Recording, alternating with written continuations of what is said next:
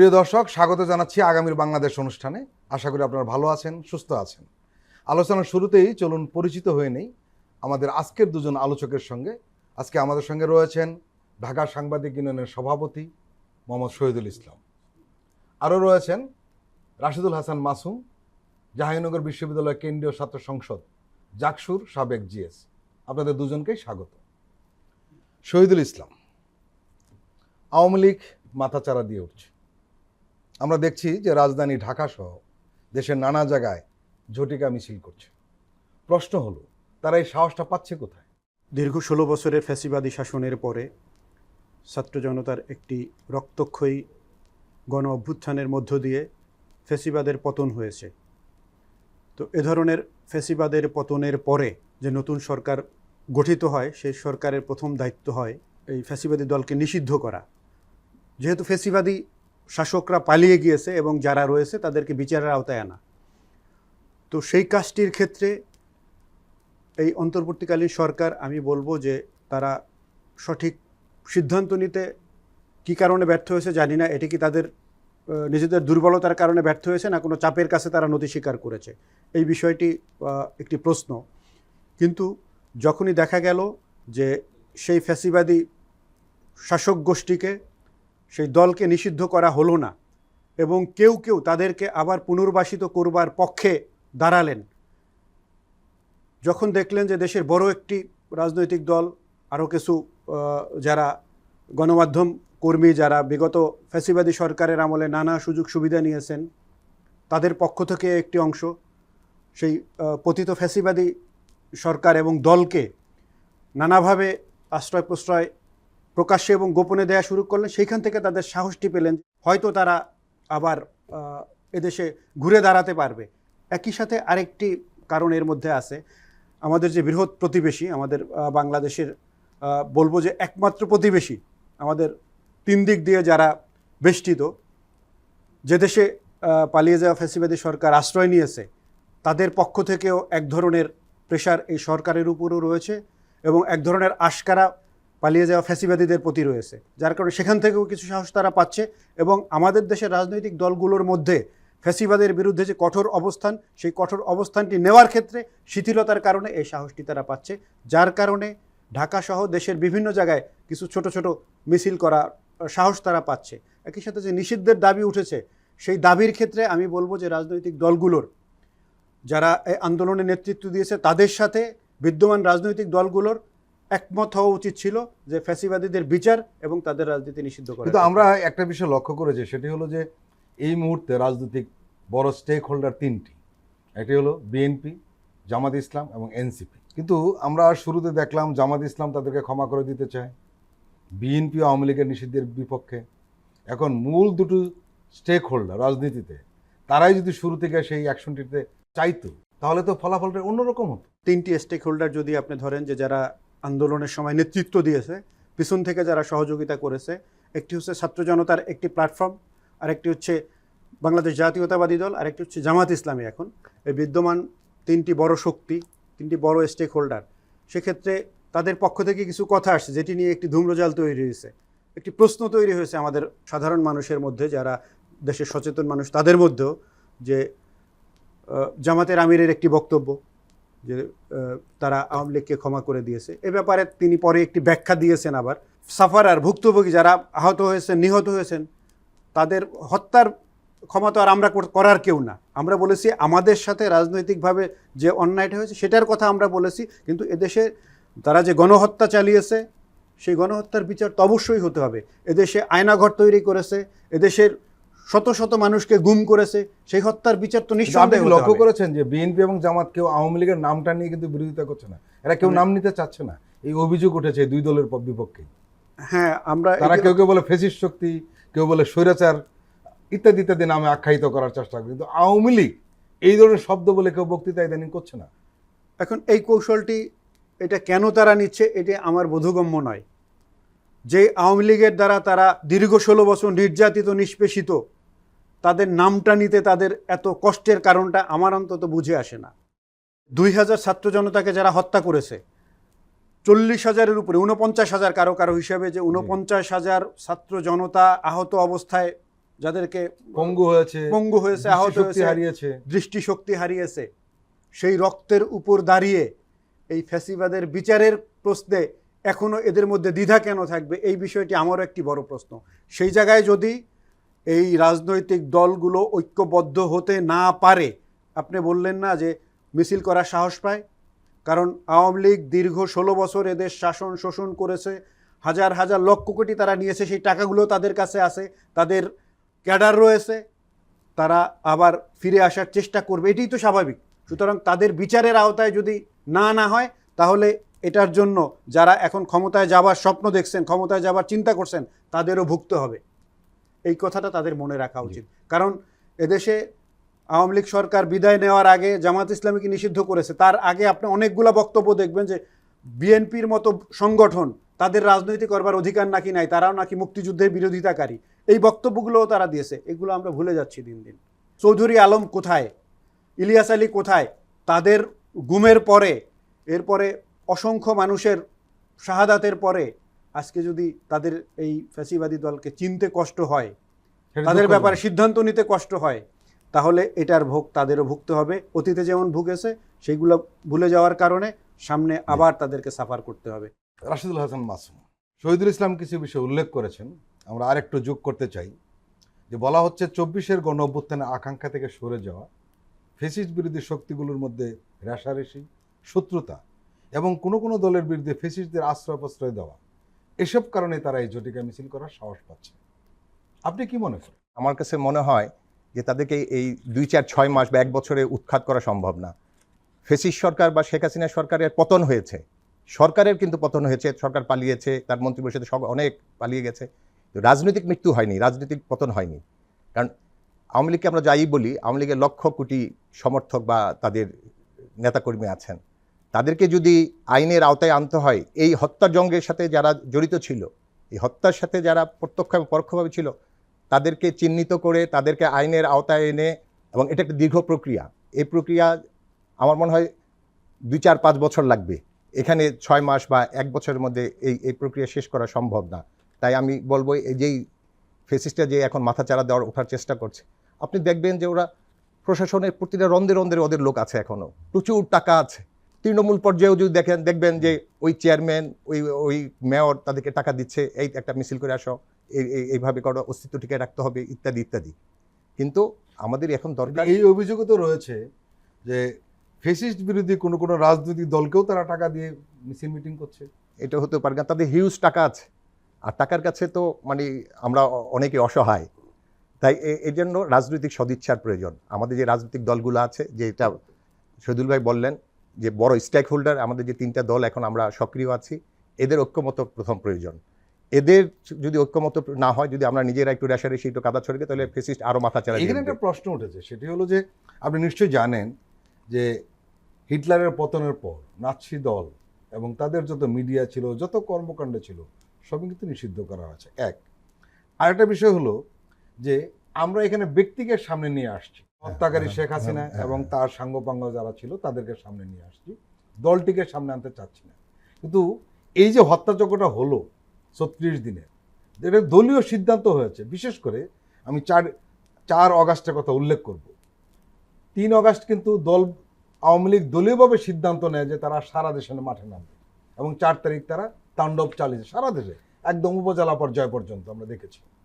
তাহলে এই দলটিকে নিষিদ্ধ করতে সমস্যাটা কোথায়? আওয়ামী লীগের যদি বিচার করতে হয়, একদম তৃণমূল থেকে আপনার দীর্ঘ তদন্তের মাধ্যমে এটা করতে হবে। আপনি যে সেকেন্ড ওয়ার্ল্ড ওয়ারের কথা বললেন, যে হিটলারের নাৎসিদের বিচার, সর্বশেষ নাৎসিদের বিচার কিন্তু 2009 সালে শেষ হয়েছে। হ্যাঁ, দীর্ঘ প্রক্রিয়ার মাধ্যমে খুঁজে খুঁজে বের করে বিভিন্ন দেশ থেকে করেছে, সারা পৃথিবী থেকে। হ্যাঁ, তো আমাদেরও সেটা উচিত এইভাবে। কারণ আওয়ামী লীগের রাজনৈতিকভাবে শেষ করতে হলে আপনাকে এই সকলকে আপনি আইনের আওতায় আনতে হবে। যারা দোষী সাব্যস্ত হবে, যারা এই মাছ কিলিংয়ের সাথে যারা জড়িত ছিল, শহীদ ভাই যেটা বললেন যে এই এতগুলো লোককে সেই এতদিনে যারা হত্যা করেছে, যারা এটার সাথে জড়িত ছিল, তাদেরকে আইনের আওতায় আনতে হবে। কিন্তু আমি মনে করি না যে পুরো আওয়ামী লীগকে নিষিদ্ধ করে এটার কোনো সমাধান হবে। কারণ তাহলে এরা যাবে কোথায়? এই লক্ষ কোটি সমর্থক, তারা হয় আন্ডারগ্রাউন্ডে চলে যাবে, তারা গুপ্ত। দেশে আওয়ামী লীগ নামে আবার রাজনীতি শুরু হবে। 1 নাম্বার হলো, এই দলটি আসলে রাজনৈতিক দল নয়। রাজনৈতিক দলের কিছু বৈশিষ্ট্য থাকে, আওয়ামী লীগের মধ্যে সেই বৈশিষ্ট্যগুলো ছিল না। এরা আসলে একটা মাফিয়া গং ছিল, পরিষ্কার। এবং আওয়ামী লীগ যারা করেন, এটা অবাক করার বিষয়, এ পর্যন্ত কোনো নেতা কর্মী কেউ কোনো তাদের মধ্যে কোনো অনুতাপ নেই। তাদের নেত্রী কিন্তু পালিয়ে গেছে, এই ব্যাপারেও তারা কোনো আফসোস নেই, পালিয়ে গেছে ঠিক আছে, বেঁচে তো আছে, এই ধরনের তারা যুক্তি দিচ্ছে। আর আমরা দেখেছি আওয়ামী লীগের যারা সমর্থক কর্মী, তারা এই দলটিকে রাজনৈতিক দল হিসেবে ওন করে না, তারা একটি ধর্মীয় প্রতিষ্ঠান হিসেবে বানিয়ে নিয়েছে। তাহলে এই দল এই দেশে যদি আবার রাজনীতি শুরু করে, তাহলে এই যে 24-এর গণঅভ্যুত্থান হলো, এত মানুষের প্রাণ গেল, তার কি হবে? মাস্কলিং এর সাথে যারা জড়িত ছিল তাদের অবশ্যই আইনের আওতায়, এবং আমরাও চাই। এবং আসলে এই ফেসিস্ট সরকার প্রতিটা রন্ধ্রে রন্ধ্রে আপনার মানে রাষ্ট্রের অর্গান কেলে নষ্ট করে ফেলছে। প্রতিটা আপনার পুলিশ বাহিনী বলেন, র্যাব বলেন, আপনি বিজেপি বলেন, সব আপনার প্রতিষ্ঠান সব প্রতিষ্ঠান, ইভেন শিক্ষা ব্যবস্থাটাকে সাথে একদম ধ্বংস শেষ করে করে দিয়েছে। দিয়েছে, জি। এবং এটা আমাকে শিক্ষা ব্যবস্থাটাকে এমনভাবে ধ্বংস করছে, আমার কাছে মনে হয় যে এটা আন্তর্দেশীয় একটা পূর্ব পরিকল্পনা মাফিক নিঃসন্দেহে শেষ করেছে। আপনার কথায় কথায় আপনার ধর্মীয় উগ্রতাকে আপনার নিয়ে আসছে। কেউ কিছু কোনো প্রতিবাদ করলেই ট্যাগ লাগিয়ে দিয়েছে, সে জঙ্গি হয়ে গেল গা। তারপরে আমাদের সংস্কৃতির উপরে একটা বিশাল প্রভাব পড়েছে। আমরা আমাদের সংস্কৃতি থেকে আমরা বিচ্যুত হয়ে গেছি। আমাদের এই সংস্কৃতি আমাদের না, মঙ্গল শোভাযাত্রা আমাদের না, আমাদের হলো বৈশাখে আনন্দ মেলা, সেটাকে মঙ্গল শোভাযাত্রায় নিয়ে গেছে। এটাও একটা মানে আমি মনে করি যে একটা পরিকল্পিত আন্তঃদেশীয় একটা পরিকল্পনা। বা আমি সরাসরি যদি বলতে চাই, ভারতের এখানে একটা অনেক প্রভাব আছে আমাদের এই সংস্কৃতিকে মানে ধ্বংস করার পিছনে, আমাদের শিক্ষা ব্যবস্থাকে ধ্বংস করার পিছনে। আমাদের সবচেয়ে বড় কথা হলো আমাদের যেটা খুব সেন্সিটিভ, আমাদের সামরিক বাহিনীর মধ্যেও তারা বিভিন্নভাবে চেষ্টা করেছে যে তাদেরকে দুর্বল করে দেওয়ার জন্য। এবং আওয়ামী লীগ প্রতিটা ক্ষেত্রে তাদের শুধুই একটা উদ্দেশ্য ছিল, তারা নিজেরা কিভাবে বড় হবে, কিভাবে সম্পদ তৈরি করবে, এবং কিভাবে এই দেশটাকে ওন করতো না। আমার কাছে মনে হয় ফেসিস্ট সরকার শেখ হাসিনা এই দেশকে ওন করতো।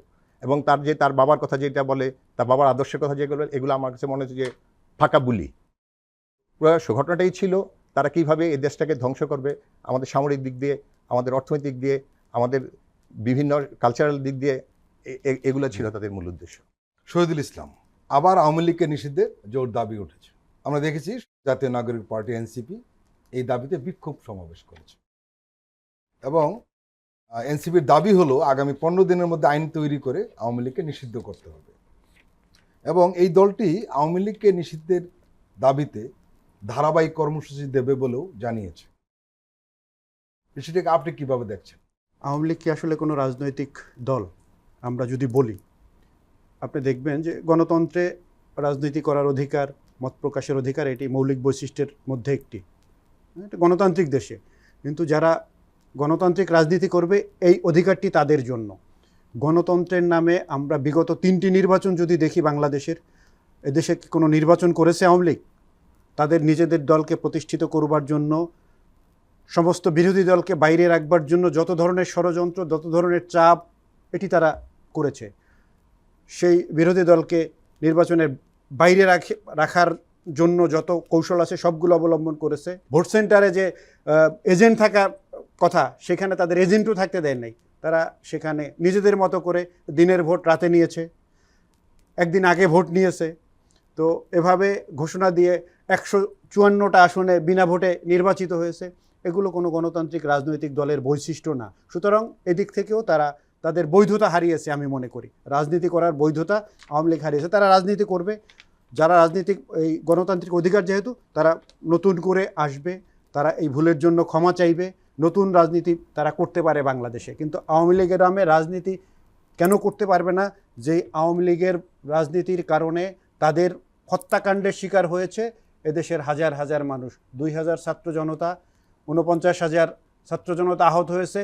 তার আগে 15 বছরের শাসনে আপনারা দেখেছেন যে কোনো হিসাবে 30,000-এর মতো রাজনৈতিক নেতাকর্মী নিহত হয়েছে, প্রায় 1,500-এর মতো নিখোঁজ হয়েছে, গুম হয়েছে 900-র মতো লোক। তো তারা আবার রাজনীতি করার অধিকার কিভাবে চায়? এর বিচার তো হইতে হবে আগে, এর বিচারগুলো হবে, এই বিচারের কাঠগড়ায় তাদেরকে দাঁড় করাতে হবে।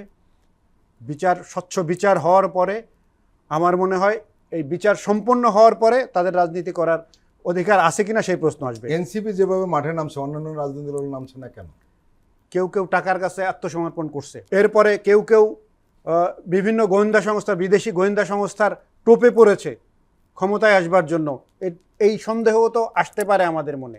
এটি না হলে কেন তারা এই ছাত্র জনতার বিপক্ষে যারা দাঁড়িয়েছিল, রক্তপাতের মধ্য দিয়ে যে সরকার আসলো, সেই রক্তপাত যারা ঘটালো তাদেরকে রাজনীতি করতে দেওয়ার দাবি এখনই কেন আসছে, তাদেরকে পুনর্বাসিত করবার দাবি এখনই এই রাজনৈতিক দলগুলোর পক্ষ থেকে তাদের পক্ষে দাঁড়ানোর চিন্তা কেন আসছে, সেটি আমার বোধগম্য নয়। এনসিপি যে আন্দোলনটি করছে, আমার মনে হয় রাজনৈতিক দলগুলোর ঐক্যবদ্ধভাবে এই আন্দোলনে এই বিষয়টিতে একমত হওয়া উচিত। যে এই বিষয়টিতে একমত হওয়ার পরে এটি শুধু এনসিপির নয়, আপনি একটু সাধারণ মানুষের পাশটা বোঝার চেষ্টা করুন। উনি বলেছেন যে আওয়ামী লীগের লক্ষ কোটি ম্যান পাওয়ার আছে। আমি বিশ্বাস করি না এটি। আওয়ামী লীগের যারা সুবিধাভোগী, মুষ্টিমেয় কিছু লোক এখন আওয়ামী লীগের পক্ষে আছে, বাকি কেউ আওয়ামী লীগের পক্ষে নাই। তাদের সুবিধা যারা নিয়েছে, কালো টাকার মালিক যারা হয়েছে, তারা আওয়ামী লীগের পক্ষে আছে। সাধারণ মানুষ যাদের কথা বলা হয়, তারা যেই ভোটের হিসাব করা হয়, তারা কেউ আওয়ামী লীগের সাথে এখন নেই। এই প্রমাণটি আমরা রাস্তায় যখন নামি তখনই দেখতে পাই। সুতরাং এই যে যেটি বলা হয় যে আওয়ামী লীগ নিষিদ্ধের ক্ষেত্রে আমরা রাজনৈতিক দল নিষিদ্ধের পক্ষে না, যারা বিপক্ষে দাঁড়াতে চান তাদের সাধারণ মানুষের এই কথাটি বোঝা উচিত। আরেকটি বিষয় আমি এটার সাথে যোগ করতে চাই, কেন যে আমরা আমাদের কোনো রাজনৈতিক নেতারা, রাজনৈতিক দলের নেতৃবৃন্দ নির্বাচন করতেছেন বারে বারে। তো এর মধ্যে দিয়ে বেশ 8 মাস পার হওয়ার পরে আমরা সেদিন একজন রাজনৈতিক নেতাকে বলতে শুনেছি, নির্বাচনের জন্য আমরা জনমত তৈরির জন্য কাজ করব। তো এই বক্তব্যটি কখন আসে যে তাহলে নির্বাচনের বিপক্ষে মানুষ 15 বছর ভোট দিতে পারে না এদেশের মানুষ, তাদেরকে আবার নির্বাচনের জন্য কেন জনমত তৈরি করতে হবে? এটি আমার প্রশ্ন। কারণ হচ্ছে যে এদেশের মানুষ যেই সরকারটি, অন্তর্বর্তীকালীন যে সরকারটি গঠন হয়েছে, সেই সরকারকে সময় দিতে চায়। আপনি যে প্রশ্নটা উঠালেন, সময় দিতে চায় জনগণ, কিন্তু আমরা দেখছি এই দেশের প্রধান দুটি রাজনৈতিক দল বিএনপি এবং জামাত নির্বাচনের সময়ের ব্যাপারে তাদের মধ্যে একটা বিরোধ ছিল। এখন তারা খুব কাছাকাছি এসেছে এবং সময়টা সম্ভবত 15 দিনের মতো, একটু সমস্যা, আর বেশি না। এই বিষয়টি নিয়ে দুই পক্ষের বক্তব্য শুনেছি আমি। যদি বিএনপির যে স্ট্যান্ড ছিল যে ডিসেম্বরের মধ্যে নির্বাচন হতে হবে, তাদের পরিষ্কার স্ট্যান্ড ছিল যে ডিসেম্বরের মধ্যে নির্বাচন হতে হবে। জামাত ইসলামের পক্ষ থেকে বলেছে যে এই নির্বাচনটি ডিসেম্বর থেকে জুনের কথা, এর মধ্যে রোজার আগে হলে ভালো হয়, এই বক্তব্যটি ছিল।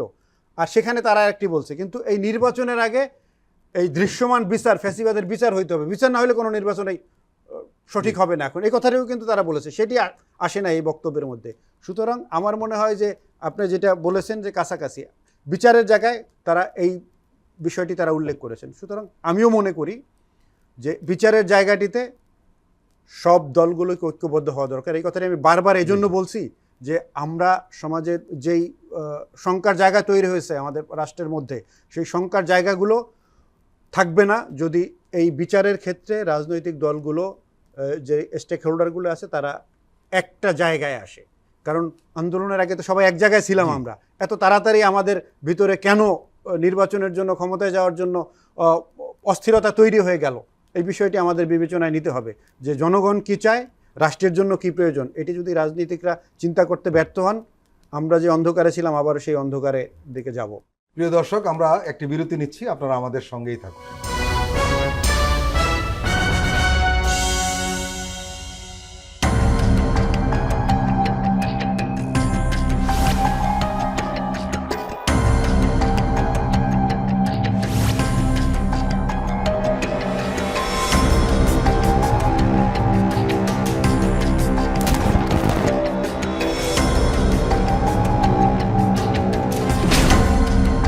ফ্যাসিবাদের দিনলিপি, গবেষণা ও উপস্থাপনা সাইদ খান, প্রযোজনা আফরোজা সুলতানা ও মামুন মাহমুদ। দেখবেন প্রতি রবি থেকে বৃহস্পতিবার সন্ধ্যা 7টায়।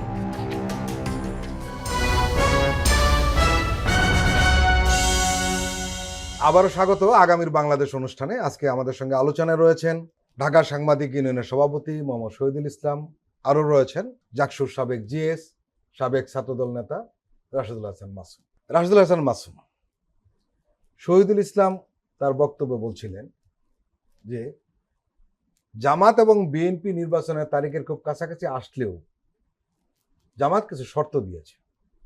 তারা বলছে যে গণহত্যাকারীদের বিচারটা দৃশ্যমান হতে হবে এবং সংস্কারটাও হতে হবে। সংস্কার কতটুকু হবে সে বিষয়ে তাদের কোনো বক্তব্য নেই, কিন্তু হতে হবে। যদি না হয় তাহলে কি হবে, এটা একটি প্রশ্ন। আর রাজনৈতিক মাঠে আরেকটি কথা কিন্তু রয়েছে, সেটি হলো বিএনপি ডিসেম্বরে নির্বাচন চাচ্ছে, তার সমমনা দলগুলোর সঙ্গে বসছেন এবং বাইরেও বসেছেন, শুধু সমমনা নয়। কিন্তু কোনো কারণে যদি জামাত এবং এনসিপি এই শর্তের উপর দাঁড়িয়ে যদি নির্বাচন এই মুহূর্তে না চায়, তাহলে কি হবে? বিএনপি যেটা চাচ্ছে, আপনার যে সংস্কার অনেকগুলো কিন্তু কমিশন হয়েছে, আমরা চাচ্ছি বেসিক সংস্কারগুলো হোক, আমার ভোট দেওয়ার রাইটটা তৈরি হোক। আর বাকি যেগুলো আছে এগুলো তো চলমান। মাননীয় ভাইস চেয়ারম্যান তিনি কিন্তু 31 দফা দিয়েছেন। এই দফা কিন্তু 31 দফা কিন্তু 5ই আগস্টের আগে দেয়া। সেখানে কিন্তু পূর্ণাঙ্গ একটি গণতান্ত্রিক প্রক্রিয়া সব কিছুর সংস্কারের একটা আমরা লক্ষ্য করছি যে বিএনপি দ্রুত চাচ্ছে যতটুকু সংস্কার করা যায়, হ্যাঁ। বারবার হ্যাঁ, বৈঠক হ্যাঁ, করছে, হ্যাঁ। গতকালকেও বৈঠক করেছে, তৃতীয় বৈঠক হলো। না, সেটাই যে আমরা একটা একটা বেসিক সংস্কার করার মাধ্যমে আমরা নির্বাচনে যেতে চাই। কারণ সবকিছু তো এই যে আমাদের অন্তর্বর্তীকালীন সরকার যা করছে সেটা কিন্তু বৈধতা দিতে হবে পরবর্তী পার্লামেন্টে, তাই না? অতএব আমাদের এই দ্রুত নির্বাচন হলে যেই গণতান্ত্রিক প্রক্রিয়ার যেগুলো অনেক কিছু স্থবির হয়ে আছে, অনেক সিদ্ধান্ত এখনো বাস্তবায়িত হচ্ছে না, এগুলো সব পরবর্তী সরকারকে নিতে হবে। তাই বিএনপি চাচ্ছে যত দ্রুত সম্ভব জনগণের ম্যান্ডেট নিয়ে একটি পরবর্তী সরকার গঠন হোক। এই পরবর্তী নির্বাচনে যেই আসুক তারা এই পরবর্তী বাকি সেই সংস্কারগুলো আছে, সেই সংস্কারগুলো চলমান করে নিবে।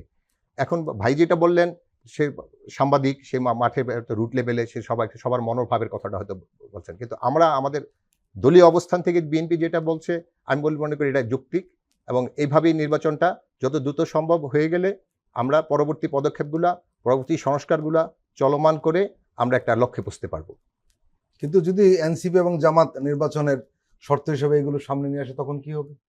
বিচার তো এর মধ্যে দৃশ্যমান হয়ে যাবে। আমরা তো চাচ্ছি যে দৃশ্যমান মানে কেন, এই অন্তকে ফ্যাসিস্ট সরকারের যারা প্রথম সারির তাদের বিচারটা হয়ে যাবে। এবং কারণ এই রক্তের উপর দিয়ে আপনি তো নির্বাচনে যেতে পারবেন না যদি এটা ন্যূনতম একটা আমরা দৃশ্যমান বিচার না দেখি, এবং জনগণ এটা মানবে না, জনগণের মনের কষ্ট থেকে যাবে। এই জন্য এই বিচার প্রক্রিয়া যত দ্রুত সম্ভব সম্পন্ন করে, অন্তকে আংশিক হলেও সম্পন্ন করে, বাকি যারা ফ্যাসিস্ট, যারা বিভিন্ন অর্গানের বিভিন্ন ফ্যাসিস্টের যারা সহযোগী আছেন তাদেরকে বিচারটা তার পরবর্তী সরকারের হাতে থাকুক। এবং আমাদের যে সংস্কার, যেই আপনার নির্বাচন কমিশনের সংস্কার, পুলিশ বাহিনীর সংস্কার, এগুলো তো চলমান, এবং আমি মনে করি আগামী 6 মাস বা 5-6 মাসের মধ্যে এগুলো একটা পর্যায়ে চলে আসবে। এবং এটা হলে আমাদের বেসিক সংস্কার হয়ে গেল, পরবর্তী সংস্কারগুলো পরবর্তী সরকার চলমান রাখবে, আমি এটা মনে করি। ফ্যাসিবাদী দল আওয়ামী লীগ এবং এর অঙ্গ সংগঠনগুলোকে নিষিদ্ধ ও বিচারের মুখোমুখি করার দাবিতে আইন উপদেষ্টা অধ্যাপক আসিফ নজরুলকে স্মারকলিপি দিয়েছেন কয়েকটি বিশ্ববিদ্যালয়ের একদল শিক্ষার্থী। তারা বলেছেন উপদেষ্টা তাদেরকে আশার বাণী শোনাতে পারেন। সোমবার এই কর্মসূচিটি পালন করে গণহত্যাকারী আওয়ামী লীগ নিষিদ্ধকরণ আন্দোলন প্ল্যাটফর্ম থেকে, এবং এখানে মূলত সব শিক্ষার্থীরাই ছিলেন, ইউনিভার্সিটির শিক্ষার্থীরা। আপনার কি মনে হয় যে বিষয়টি নতুন করে আবার মাঠ সরগরম হবে আওয়ামী লীগ নিষিদ্ধের দাবিতে? দেখুন, এই দাবিটা তো মাঠে রয়েছে, কিন্তু এই দাবিটা কিছুদিন একটু স্থিমিত ছিল রাজনৈতিক দলগুলোর ভিতরে কিছুটা কাদা ছড়াছড়ি শুরু হওয়ার পরে। তো সেই জায়গা থেকে আওয়ামী লীগের যেই ঝটিকা মিছিল, তাদের যে আবার পুনর্বাসিত হওয়ার যে চেষ্টা, সেই চেষ্টার প্রেক্ষিতে আবার একটি প্ল্যাটফর্ম তৈরি হয়েছে ছাত্রদের মধ্য থেকে, যারা আইন উপদেষ্টার কাছে একটি স্মারকলিপি দিয়েছেন আওয়ামী লীগ নিষিদ্ধের দাবিতে। দেখুন, এখানে আমি শুধু রাজনৈতিক দলগুলোকে আমি দোষ দিতে চাই না। রাজনৈতিক দলগুলোর তো একটি অবস্থান আছে, একটি পক্ষ আওয়ামী লীগকে পুনর্বাসিত করার চিন্তা করতে পারেন, তাদের রাজনৈতিক অধিকার দেওয়ার পক্ষে মত দিতে পারেন, কিন্তু বেশিরভাগ রাজনৈতিক দলের জনশক্তি তারা আওয়ামী লীগ নিষিদ্ধের পক্ষে আমি মনে করি। তাদের বডি ল্যাঙ্গুয়েজ, তাদের কথাবার্তায়, তাদের বক্তব্যে যেটি আমরা পাই। তো সেই জায়গায় গিয়ে যদি আমরা দেখি যে রাজনৈতিক দলগুলোর বাইরে যারা সরকার পরিচালনা করছেন তারা কি চাচ্ছেন কিনা, এটা তাদেরও চাইতে হবে। যদি রাজনৈতিক দলগুলো চায়, যদি এই ফ্যাসিবাদী সরকারের বিচার এবং আওয়ামী লীগকে নিষিদ্ধের ব্যাপারে তাদের একটি অবস্থান পরিষ্কার হয়। এখানে কিন্তু একটা বিষয় রয়েছে, সেটা হলো আইন উপদেষ্টা আসিফ নজরুল ওই ছাত্রদেরকে বলেছেন যে আলাপ আলোচনায় মনে হয়েছে, ছাত্ররা বলছে যে আলাপ আলোচনায় তাদের কাছে মনে হয়েছে সরকার আন্তর্জাতিক সম্প্রদায় ও দূতাবাসগুলোর প্রশ্নের মুখোমুখি হতে চায় না বলে আওয়ামী লীগকে নিষিদ্ধ করছে না। দেখুন, আমি একটা প্রশ্ন করি এখানে, আন্তর্জাতিক সম্প্রদায়ের প্রশ্নের মুখোমুখি হওয়ার ভয়তে তারা নিষিদ্ধ করতে চায় না। এই যে দীর্ঘ 17 বছর যে নির্যাতনের স্টিম রোলার চালিয়েছে, তখন আন্তর্জাতিক সম্প্রদায় কি বলেছে? তারা কি তাদের পক্ষে ছিল? এখন তাদের পক্ষে ছিল না, তারা এটার পক্ষে থাকার কথা নয়। কিন্তু এখন যদি সেই আন্তর্জাতিক সম্প্রদায়ের কথা বলে সেই খুনিদের, ফ্যাসিবাদী শাসকদেরকে আবার পুনর্বাসিত করার ক্ষেত্রে এই সরকারও সহায়কের ভূমিকা পালন করে, তাহলে এই সাধারণ মানুষ তো আবার রাজপথে নামবে, তাহলে রাজপথ শান্ত থাকবে না, আমি যেটা মনে করি। কারণ হলো কি, দেখুন, আমরা আইন উপদেষ্টার কাছে একটা বিষয় নিয়ে আমরা প্রথম দিকে সরকার গঠনের পরে আমরা গিয়েছিলাম। তো সেখানে আমরা বলেছিলাম যে রাষ্ট্রের প্রত্যেকটা অর্গান থেকে, প্রশাসনিক যেই জায়গাগুলোতে ফ্যাসিবাদের দোসররা বসে আছে, সব সরাই দেওয়া উচিত, এখনই এখান থেকে সরিয়ে এদের রিপ্লেস করা উচিত। তখন সেখান থেকে আমরা একটা উত্তর পেয়েছিলাম, সেটি আমাদের কাছে যৌক্তিক, সঠিক মনে হয়নি। তারা বলেছিল যে না, আমরা সবাইকে সরাতে চাই না, কিছু রাখতে চাই, কিছু দেখতে চাই। এর মানে হলো যে ফ্যাসিবাদের দোসরদের একটি অংশ প্রশাসনের মধ্যে থাকবে, আর তাদেরকে প্রশাসনের মধ্যে রেখে আপনি যদি আওয়ামী লীগকে নিষিদ্ধ করতে চান, ফ্যাসিবাদের বিচার সুষ্ঠুভাবে করতে চান, সেটি খুবই কঠিন, সহজ হবে না, কঠিন হবে। সেজন্য যারা এই ফ্যাসিবাদের মতো দানবকে সরাতে সক্ষম হয়েছে, আবার সেই শক্তি যদি আবার মাঠে নেমে আসে, তাহলে বর্তমান সরকার কি করবেন আমি জানি না। কিন্তু আমার মনে হয় যে তাদের মাঠে নামার আগেই একটি সিদ্ধান্তে আসা উচিত। যে আভাস আমরা পাচ্ছি, আমরা এনসিপির পক্ষ থেকে, ছাত্রদের পক্ষ থেকে, কোনো রাজনৈতিক দলের পক্ষ থেকে আভাস আমরা কিন্তু পাচ্ছি। সুতরাং আমার মনে হয় যে যারা সরকারে আছেন, তাদের দায়িত্ব হচ্ছে যে জনগণের পালসকে উপলব্ধি করে ফ্যাসিবাদের বিচার করা। রাজনীতি করতে চায় করবে, রাজনীতি করতে, আমি যারা আওয়ামী লীগ করছেন এতদিন, তাদের রাজনীতি করা আমি মনে করি না তারা রাজনীতি করতে পারবে না, কিন্তু এই নামে আর রাজনীতি করতে পারবে না। তাদেরকে শুদ্ধ হয়ে তারপরে আসতে হবে এই মাঠে রাজনীতি করবার জন্য। এতগুলো রক্তের উপরে দাঁড়িয়ে আপনি যেই ব্যানার দিয়ে মানুষ খুন করেছেন, মানুষ গুম করেছেন, টাকা লুট করেছেন, সেই ব্যানার নিয়ে আবার আপনি কিভাবে দাঁড়াবেন, আর আমরা কিভাবে সেটা এদেশের মানুষ মেনে নেবে? এটি একটি প্রশ্ন হয়ে থাকলো। রাশেদুল হাসান মাসুম, রাজনীতিতে আসলে একটা অস্থিরতা চলছে, নিঃসন্দেহে স্বীকার করতেই হবে। সম্ভবত সে কারণেই বিএনপির মহাসচিব মির্জা ফখরুল ইসলাম আলমগীর বলেছেন যে দেশে কেমন একটা অস্থিরতা চলছে। এই সময়টা আমাদের পরীক্ষার সময়, পত্রপত্রিকা, টেলিভিশন, টক শো সবকিছু দেখেন, কেমন একটা অস্থিরতা মনে হয়। উনি আরেকটু এগিয়ে গিয়ে বলেছেন যে কতগুলি নির্ধারিত বিষয়গুলোকে আমরা অনির্ধারিত করে ফেলছি, অনিশ্চিত করে ফেলছি। আসলে তো একটা অস্থিরতা চলছে নাকি? মির্জা ফখরুল ইসলাম আলমগীর আমার মনে হয় সঠিক বলেছেন। কারণ এখানে কিছু স্টেক হোল্ডার যারা আছেন, বিশেষ করে আপনার এনসিপির কথা বললেন, এনসিপি খুব একদম নতুন একটা সংগঠন, এবং তারা চাচ্ছে, এটা আমি আমার রাজনৈতিক ভিউ থেকে বলতে পারি, যে তারা নিজেকে গুছানোর জন্য তারা এটা ডিলে করতে চাচ্ছে। কিন্তু বিএনপি চাচ্ছে যে এই অস্থিরতা থেকে মুক্তির একমাত্র পথ গণতান্ত্রিক উপায়, এবং সেটা হলো নির্বাচন। যত দ্রুত নির্বাচন হবে, ততই দেশের স্থিতিশীলতা আসবে। এবং এই নির্বাচনটা, এই সব প্রক্রিয়ার মাধ্যমে নির্বাচনটা সবার আগে প্রয়োজন। এবং এর মধ্যে থেকে, আমি এর আগেবারও বললাম, এর মধ্যে থেকে ফ্যাসিস্টদের যে বিভিন্ন আপনার যে অন্যায় অনাচারগুলো ছিল, যে কিলিংগুলো ছিল, এগুলোর বিচার সম্পন্ন হবে আমি আশা করি, আংশিকভাবে হলেও হবে পরবর্তী সরকার। শুধু তাই না, গত 16 বছরে আপনি যেভাবে হত্যা, গুম, খুন হয়েছে, এটা কি এখানে গিয়ে এই 1 বছরের মধ্যে কি, বা 6 মাস 7 মাসের মধ্যে কি সেই আপনার বিচার সম্পন্ন করা সম্ভব? বিচার তো অনেক রয়ে গেছে। আমাদের ইলিয়াস আলী ভাইয়ের বিচার রয়ে গেছে, যে বললেন চৌধুরী আলমের বিচার রয়ে গেছে, এবং বহুত আমি নিজে চিনি, আমাদের অনেক ছোট ভাই যারা এখনো ফিরে আসে নাই, এখনো গুমের তালিকায় রয়ে গেছে। এগুলোর তো বিচার হবেই, এবং এই বিচারগুলো করতে হলে আপনি দীর্ঘমেয়াদী সুষ্ঠু তদন্তের মাধ্যমে একটা নির্বাচিত সরকারই একমাত্র করতে পারে। এখানে অন্তর্বর্তীকালীন যে সরকার আমাদের এখন আছে, তাদের বিভিন্ন এজেন্ডা আছে, বিভিন্ন, আপনি যেটা বলেন বহির্বিশ্বের আপনার চাপ আছে, আন্তর্দেশীয় বিভিন্ন গ্রুপের ইন্টারেস্ট আছে। তো এগুলো সামাল দিয়ে আমার কাছে মনে হয় না একটা অন্তর্বর্তীকালীন সরকার বিভিন্ন গ্রুপ থেকে, বিভিন্ন কাছ থেকে যে সরকার তৈরি হয়েছে, তাদের পক্ষে এটা ফেস করা সম্ভব। একমাত্র নির্বাচিত সরকার যদি আসে, নির্বাচিত সরকারই এটা ফেস করে দেশে একটা স্থিতিশীলতা আসবে। আমি বিএনপি জাতীয় নির্বাচনের ব্যাপারে যত তৎপর, কিন্তু অন্যান্য নির্বাচনের ব্যাপারে তারা তত তৎপর নয়, বরঞ্চ কোনো কোনো ক্ষেত্রে তারা আগ্রহী নয়, যেমন স্থানীয় নির্বাচন বলা হচ্ছে। আমরা সেই বিষয় নিয়ে আলোচনা করব না, স্থানীয় নির্বাচন নিয়ে নয়। যেহেতু আপনি জাহাঙ্গীরনগর বিশ্ববিদ্যালয় কেন্দ্রীয় ছাত্র সংসদের জিএস ছিলেন ছাত্রদল থেকে, বিশ্ববিদ্যালয়ে ছাত্র সংসদ নির্বাচন নিয়ে শুরু থেকে কথা হচ্ছে, কিন্তু আমরা দেখছি যে নানান ধরনের বাধার সম্মুখীন হচ্ছে তারা,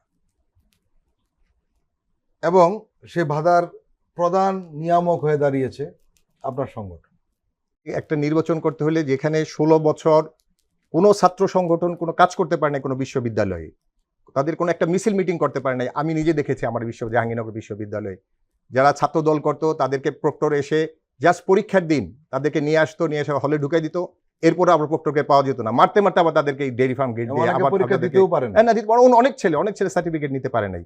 তো সেখানে আপনি সেই প্রশাসনকে বসে রেখে সেই আপনার এই শিক্ষকদের, সেই গুন্ডা অফিসারদের রেখে আপনি একটা সুষ্ঠু নির্বাচন সম্ভব? আপনি তো জাতীয়ভাবেই আমরা এখনো সংস্কার করতে পারিনি। এই আগে এই জাতীয়ভাবে সংস্কার হওয়ার পর বিশ্ববিদ্যালয়গুলো যদি সংস্কার না হয়, বিশ্ববিদ্যালয়গুলো যদি সাধারণ ছাত্রদের চাওয়াগুলো পূর্ণ না হয়, তাহলে এই নির্বাচন তো অর্থবহ হবে না। কিন্তু বলা হচ্ছে তো প্রশাসনে সব জায়গাতে সেই আওয়ামী ফেসিদদের লোকজন রয়ে গিয়ে, হ্যাঁ, তাহলে জাতীয় নির্বাচন কিভাবে হবে? আপনি খালি এই 20 জন আপনি সুপিরিয়র সার্ভিসের অফিসারকে ওএসডি করে দিলেন বা 20 জনকে বাড়ি পাঠিয়ে দিলেন, আপনি অবসরে পাঠিয়ে দিলেন, তাতে এটা কিন্তু আমার মনে হয় ছাত্র না সংসদ ফলাফল আসবে। নির্বাচনের ব্যাপারে একটা কথা বলা হয়ে থাকে যে সম্ভবত ছাত্রদল জিততে পারবে না, এই কারণে তারা নির্বাচন আপাতত না, চাচ্ছে এটা না। আমি বিশ্বাস তখন করি না। ক্ষমতাসীন দলের হয়ে নির্বাচন করতে একটু সুবিধা। না, এটা আমি বিশ্বাস করি না। আমরা এখনো চাই, এখনই নির্বাচন হবে, পরিবেশ তৈরি করতে হবে। যেখানে গত 8 বছর ধরে আমরা আমার ছাত্র দলের কোনো কমিটি করতে পারি নাই। আমি বলবো চলমান ছাত্র যারা আছে তাদের থেকে তো নির্বাচনটা হবে। এখনো এই চলমান ছাত্রদেরকে অর্গানাইজ করতে হবে। প্রতিটা সংগঠন এখনো প্রস্তুত না। শুধু অন্যান্যরা চাচ্ছে তো না, অন্যান্যরা চাচ্ছে না। এখানে শুধু খুব সম্ভবত আমি যেটা যদি ভুল না করি, ছাত্র শিবির চাচ্ছে আমার বিশ্ববিদ্যালয়ে। বৈষম্য বিরোধী খুব কম সংখ্যক, বৈষম্য বিরোধী এখন বিভিন্ন ভাগে বিভক্ত। আপনার বাম সংগঠনগুলো চাচ্ছে না, ওরা ভালো একটা স্টেক হোল্ডার। আপনি ছাত্র ইউনিয়ন বলেন, ছাত্র ফ্রন্ট বলেন। জাহাঙ্গীরনগর বিশ্ববিদ্যালয়ের পরিস্থিতি একটু আলাদা, কিন্তু অন্যান্য বিশ্ববিদ্যালয় তো এরকম না। আমার মনে হয় না অন্যান্য ছাত্র সংগঠনগুলো এই মুহূর্তেই চাচ্ছে, আরেকটু সময় দিতে হবে। আমরা কিন্তু আমাদের ভিসির সাথে আমরাও আলোচনায় ছিলাম, আমাদের সাবেক জ্যাকসুতে যারা ছিলাম, আমাদের পর যারা নির্বাচিত ছিল তাদেরকে নিয়েও একটা কথা বলেছে প্রশাসন। তখন আমাদের একটা ছিল যে হ্যাঁ, নির্বাচন যদি ছাত্র সংসদ নির্বাচন হলে আপনি ছাত্রদের একটা স্টেক হোল্ডার একটা তৈরি হয়, তাদের মাধ্যমে সব দাবি দেওয়াগুলো এখন হয়েছে কি বিচ্ছিন্নভাবে, এবং প্রশাসন খুব অস্থির। 5 জন ছাত্র একসাথে হয়ে ভিসির কাছে রুমে ঢুকে যায়, আমাদের এই সমস্যা সেই সমস্যা। তখন কিন্তু এটা হবে না। এবং আমরাও চাচ্ছি যে নির্বাচন হোক একটা রোড ম্যাপের মাধ্যমে হোক। যেমন অলরেডি আমাদের বিশ্ববিদ্যালয়, জাহাঙ্গীরনগর বিশ্ববিদ্যালয়ে দেওয়া হয়েছে যে জুনের মধ্যে তারা একটা খসড়া সংবিধান তৈরি করবে। আমাদের আগের কনস্টিটিউশন যে জাকসু যেটা ছিল সেটাকে রিভিউ করে একটা সংবিধান দাঁড়া করায় তারপর একটা নির্বাচন কমিশন তৈরি করে আমরা আশা করি আগামী 5 থেকে 6 মাসের মধ্যে আমরা একটা ভালো একটা ছাত্র সংসদ নির্বাচন পাবো। শহীদুল ইসলাম, এই বিষয়ে আপনি কি বলবেন? জাতীয় নির্বাচনের আগে আরও কিছু নির্বাচনের বিষয়ে কিছু রাজনৈতিক দল একটা দাবি তুলেছিল, সেখানে বিএনপির সাথে আমরা দ্বিমত দেখেছি।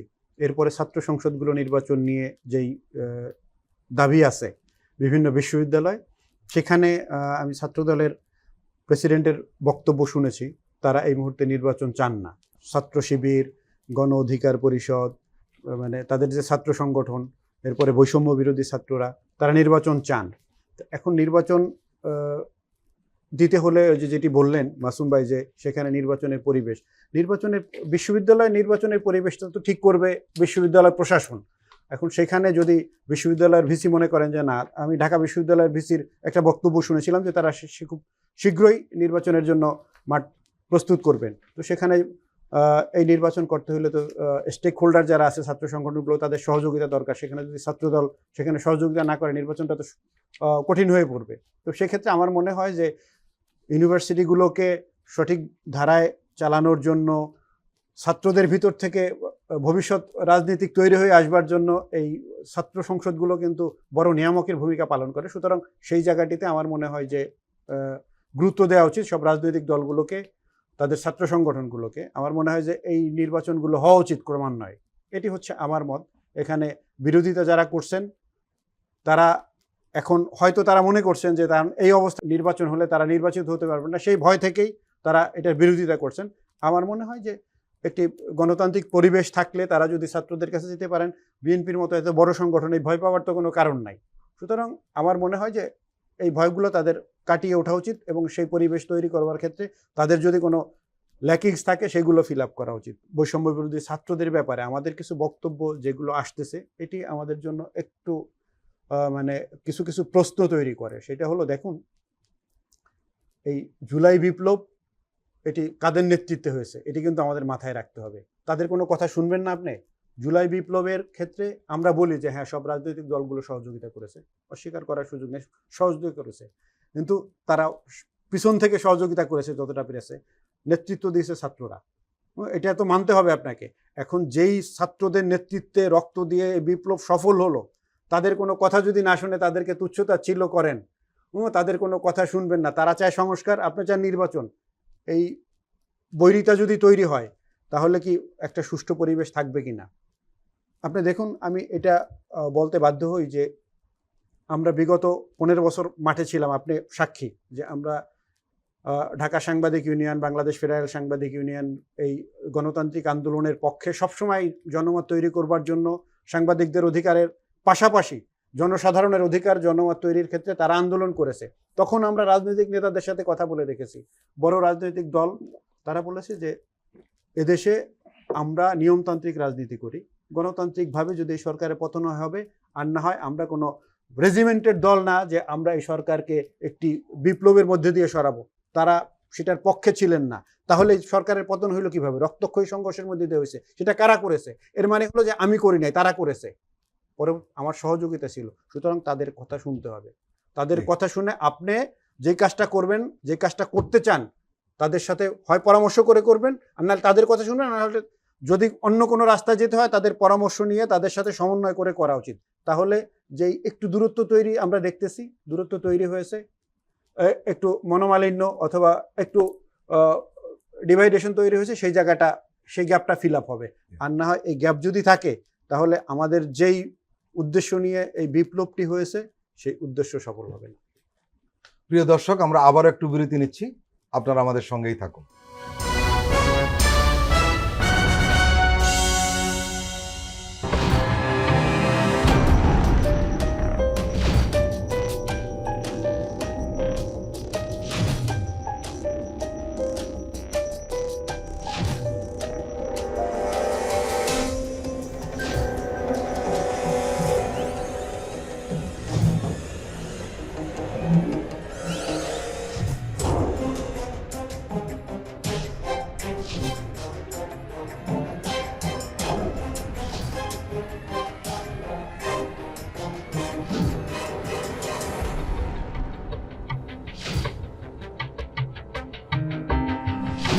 কেমন আছে অর্থনীতি দেখবেন প্রতি সোম ও মঙ্গলবার রাত 10:20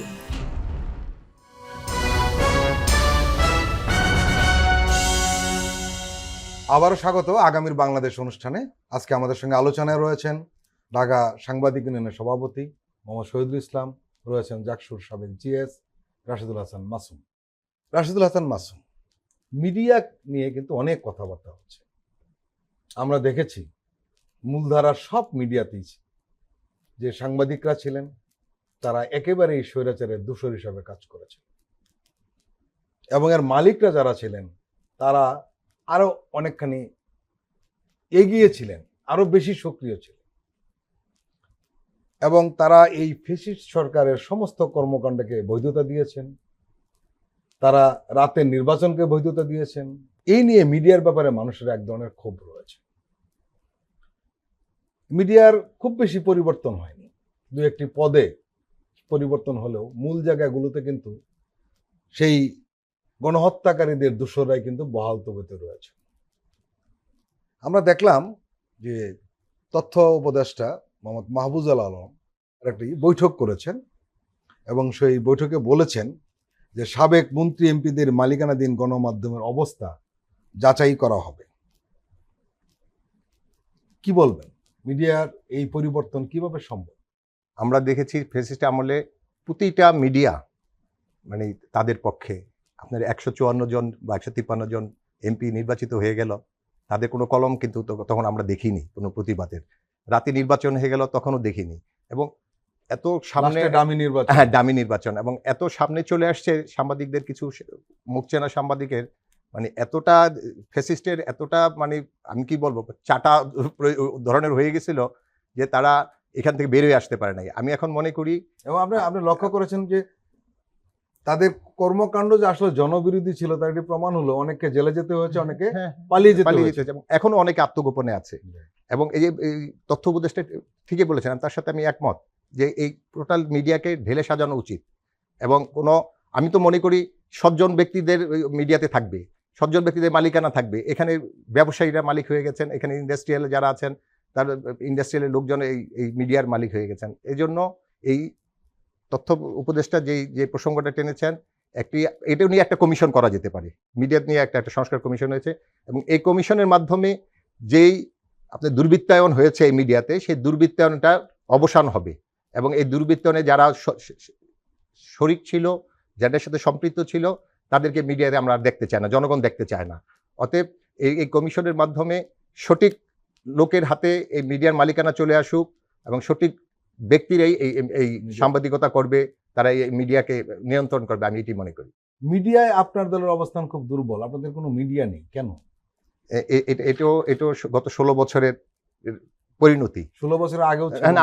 আগে ছিল। আগে বিএনপির আপনি দেখছেন যে বিএনপির আমার দেশ পত্রিকার সম্পাদক সর্বজনক মাহমুদুর রহমানকে কিভাবে হেনস্থা করা হয়েছে, তার কি দেশ ছাড়া করা হয়েছে। এবং বহুত সাংবাদিক, এখন দেখুন বহুত সাংবাদিক যারা জাতীয়তাবাদী ভাবধারা ছিল, সেই সব সাংবাদিক এখনো দেশে ফিরতে পারে না অনেকে।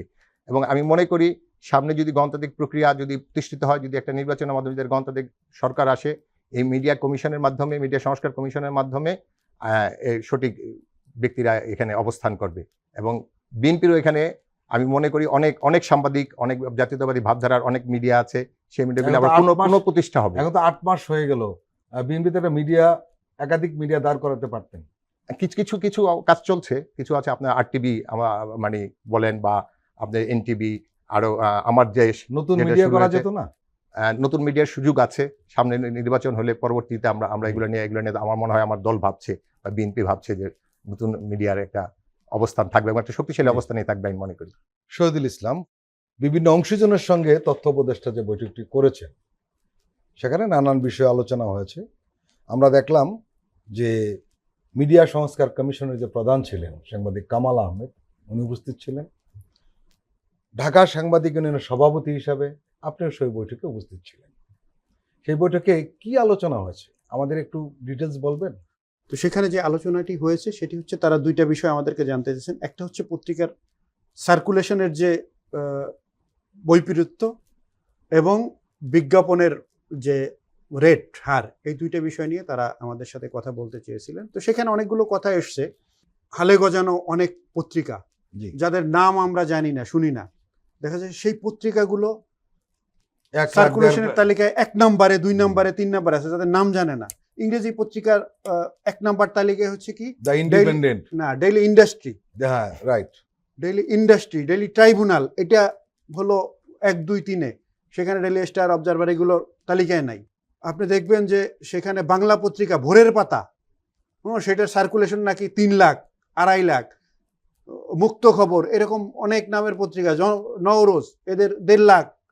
এরকম নানা ধরনের পত্রিকা আছে যার নাম জানে না, বাজারে গিয়ে তাদের খোঁজ পাওয়া যায় না। এগুলো নিয়ে আমাদের পরামর্শ চেয়েছেন।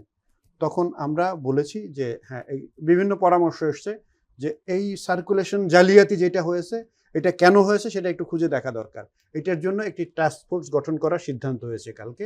এখানে একটু যোগ করি, সেটা হলো আমরা কিন্তু দেখলাম যে 5 আগস্টের পর কোনো পত্রিকা যারা ফ্যাসিস্ট বিরোধী বলে পরিচিত মিডিয়া হাউস, তাদেরও কিন্তু সার্কুলেশন রাতারাতি বেড়ে গেছে।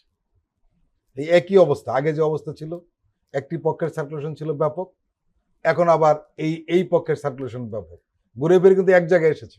এটা অদ্ভুত ব্যাপার। এই বিষয়টা আমাদের নজরে এসছে।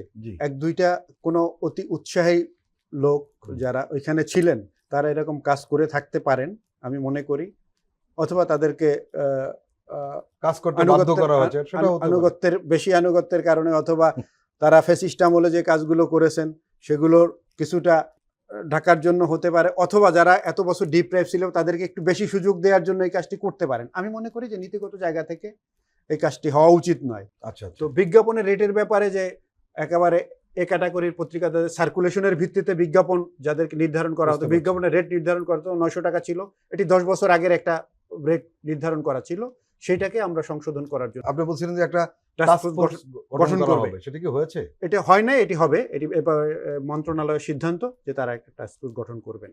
তো এটা অচিরেই গঠন হবে, এবং গঠন হওয়ার পরে বাকি আমাদের যে এখানে যে সংস্কারগুলো দরকার এই সার্কুলেশনের ক্ষেত্রে, এই সার্কুলেশনটা কিভাবে নিশ্চিত করা যাবে যে এই যে সার্কুলেশনটা দেখানো হচ্ছে এটা সঠিক কিনা।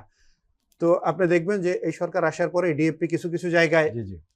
তারা কিছু টিম পাঠিয়েছিলেন, হুম। সেখান থেকে তারা যে রিপোর্ট পেয়েছেন তার ব্যাপারে দু একটা জায়গায় তারা কিছু সিদ্ধান্তও নিয়েছেন।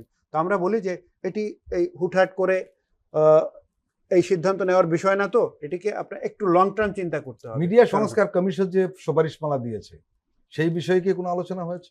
সেই বিষয়ে বিস্তারিত কোনো আলোচনা হয়নি। তারা একটা সুপারিশমালা দিয়েছে, মিডিয়া জি। সংস্কার কমিশনের যিনি চিফ ছিলেন বিস্তারিত কিছু বলেন নাই। তারা বলেছেন যে না, আমরা যে সংস্কারগুলো চায় তারা সেগুলো আমরা লিখিতভাবে, তারা জি। বলেছেন তো আমরা লিখিতভাবে দিয়েছি। এখন এক টাস্ক ফোর্স গঠন করার পরে আমার মনে হয় যে সেদিকে আগাবে। জি। এবং তাদের পক্ষ থেকে এখান থেকে কিছু দাবি ছিল, যেই পত্রিকাগুলো হালে গজানো, যাদের বাজারে কপি খুঁজে পাওয়া যায় না, সেগুলো নিষিদ্ধ করা যায় কিনা। তো সে ব্যাপারে যেমন একজন ইউনিয়নের প্রতিনিধি হিসাবে আমারও মতামত হচ্ছে যে আমরা কোনো গণমাধ্যম বন্ধ করতে চাই না। কিন্তু যে যেগুলো- গণমাধ্যমের কোনো চেহারাই আমরা দেখি না, বরঞ্চ তারা Right. চাঁদাবাজিতে জড়িত, সেই Right. ধরনের যেটাকে আমরা বলি আন্ডারগ্রাউন্ড পত্রিকা, সেগুলো থাকবে কেন? না, একটা জি। পক্ষ থেকে দাবি উঠছে যে যারা ব্ল্যাকমেইল করে, রাইট। চাঁদাবাজি করে, বগল সাংবাদিক, বগল সম্পাদক, যে কয়েক কপি ছাপে বগলের নিচে করে বিভিন্ন দপ্তরে যায়, সেখানে গিয়ে দিয়ে আসে, এরপরে এটা দিয়ে তারা চাঁদাবাজি করে, এইগুলো থাকা উচিত নয়, এই দাবিটা আসছে। তো তখন বলা হয়েছে যে সংস্কার কমিশনের পক্ষ থেকে যে এই বিষয়টাতে আমরা বন্ধ করার দায়িত্ব নিতে চাই না, তবে তারা এই কাজটা যারা করে তারা রাষ্ট্রীয় কোনো পৃষ্ঠপোষকতা পাবে না। তারা কোনো এই যেই আগে যেভাবে জি, জি। বিজ্ঞাপন জালিয়াতির মাধ্যমে তাদেরকে বিজ্ঞাপন দেওয়া হতো সার্কুলেশন জালিয়াতি করে, সেই জায়গাটাকে আমরা জি। রোধ করব। তাহলে তারা এমনি এটা আস্তে আস্তে শেষ হয়ে যাবে যারা এই কাজটা করছে। মোহাম্মদ শহীদুল ইসলাম এবং রাশেদুল হাসান মাসুম, আপনারা দুজন আমাদের দীর্ঘ সময় দিলেন, আপনাদেরকে আন্তরিক ধন্যবাদ। প্রিয় দর্শক, আজকের অনুষ্ঠান আমরা এখানেই শেষ করছি। আপনারা ভালো থাকবেন, সুস্থ থাকবেন। আল্লাহ হাফেজ।